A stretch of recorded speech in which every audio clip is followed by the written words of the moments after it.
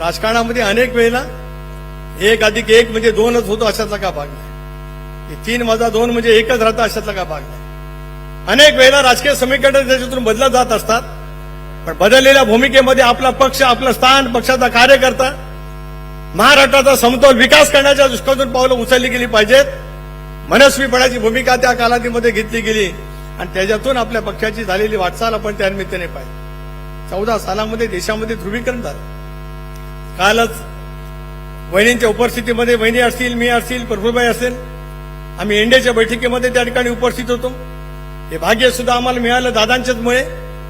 एनडीएचे 12 वर्ष एक ते पूर्ण झालं आणि मोदी साहेबांचे 12 वर्ष पूर्ण झाले.